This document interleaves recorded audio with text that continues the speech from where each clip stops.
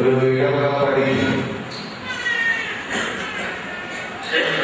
20 നൂറ്റാണ്ടുകൾ പിന്നിട്ട ക്രൈസ്തവ ചരിത്രം ഇന്നത്തെ എല്ലാവർക്കും തിരുനാളിലെ മംഗളങ്ങൾ ആശംസിക്കുക. ആരാധനാ കേന്ദ്രം സന്ദർശിച്ചുകൊണ്ട് മാർപ്പാപ്പ പറഞ്ഞു, ക്രൈസ്തവ വിശ്വാസത്തിലും യഹൂദ വിശ്വാസത്തിലും വേരുകൾ തേടിപ്പോയാൽ അതിന്റെ വേരുകൾ ഒരു സ്ഥലത്തോട് ഇടപെടലിൽ ജീവിക്കണമെന്ന് മാർപ്പാപ്പ വ്യക്തമാക്കുകയായിരുന്നു. മാർപ്പാപ്പ ഈ ലോകത്തിലെ ജനങ്ങളെ വലിയൊരു ചരിത്രത്തിന്റെ താളുകളിലേക്ക് കൂട്ടിക്കൊണ്ടുപോവുകയായിരുന്നു. എനിക്ക് തോന്നുക വിശുദ്ധ സെബസ്ത്യാനോസിന്റെ തിരുനാൾ അവസരത്തില് നമ്മുടെ മക്കൾക്കൊക്കെ നമ്മുടെ ചരിത്രം പറഞ്ഞു കൊടുക്കാൻ ഉള്ള അവസരമാകണം വേദിയ. പഴയ നിയമ പുസ്തകം മുഴുവൻ നമ്മൾ പരിശോധിക്കുമ്പോൾ അതിന് ഏറ്റവും മനോഹരമായി നമ്മൾ കണ്ടുമുട്ടുന്നത് പഴയ നിയമത്തിലെ മിശിഹ എന്നറിയപ്പെടുന്ന മോസസ് തന്നെയാണ്. ഈ ജനത്തെ ഒരു രാഷ്ട്രമാക്കി രൂപപ്പെടുത്തണമെങ്കിൽ 5 കാര്യങ്ങൾ ചെയ്യും.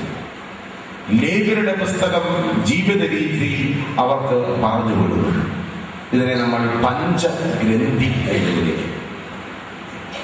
പുതിയ നിയമത്തിലേക്ക് വരുമ്പോഴേക്കും ആരംഭിക്കുമ്പോൾ പുതിയ നിയമത്തിലേക്ക് വരുമ്പോൾ ഒരുപാട് മാറ്റങ്ങൾ നമ്മൾ കാണുന്നുണ്ട്. അത് നമ്മളൊന്ന് പഠിക്കാൻ ശ്രമിക്കണം. ഈ പുതിയ നിയമത്തിലേക്ക് വരുമ്പോൾ ഈ 20 നൂറ്റാണ്ടിന്റെ ചരിത്രം നമ്മൾ പേറുകയാണ്. ആദ്യത്തെ രക്തസാക്ഷിയായ സ്റ്റീഫന്റെ അടുത്ത് നിന്ന് തുടങ്ങും. അതും വിട്ട് കാൽവരിയുടെ നെറുകയിൽ നിന്ന് ഈ രക്തസാക്ഷിത്വത്തിന്റെ ചരിത്രം ആരംഭിക്കും.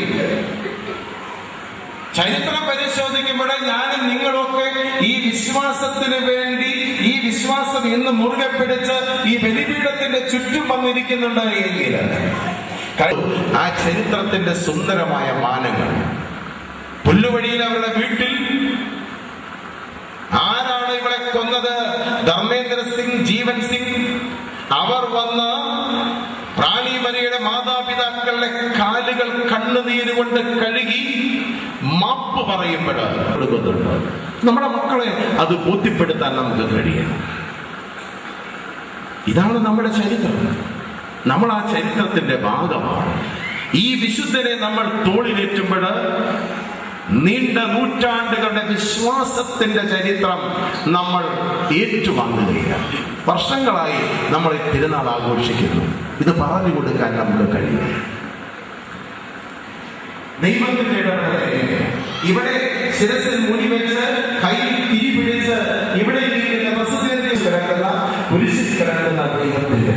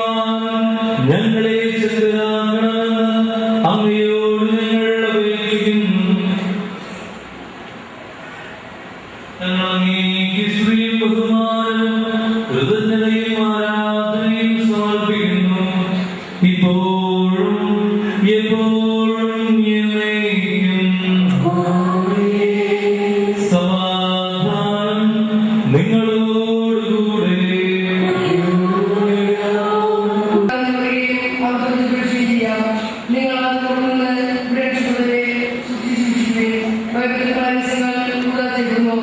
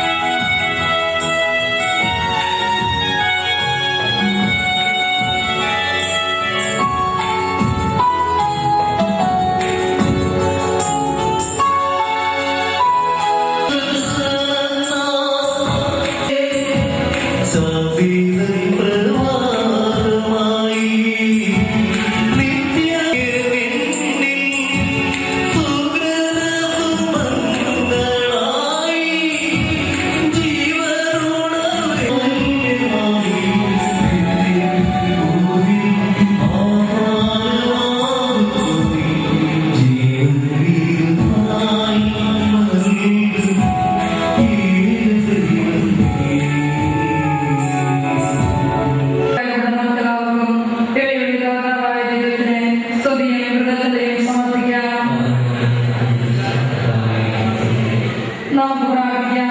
സമാധാനം നമ്മോടുകൂടെ.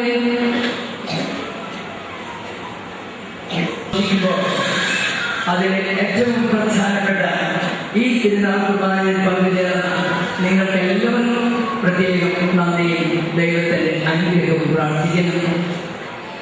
ഈ തിരുനാൾ കുർബാനയ്ക്ക് മുഖ്യ കാർമ്മികത്വം വഹിച്ച ഇരിങ്ങാലക്കുട രൂപതയുടെ ചാൻസലർ പെരിയ ബഹുമാനപ്പെട്ട ഡോക്ടർ ക്ലെമന്റ് ചറയത്തച്ഛന് ഈ തിരുനാൾ കുർബാനയിൽ സന്ദേശം നൽകിയ നമ്മുടെ അയൽ ഇടവക വികാരി കൂടിയായ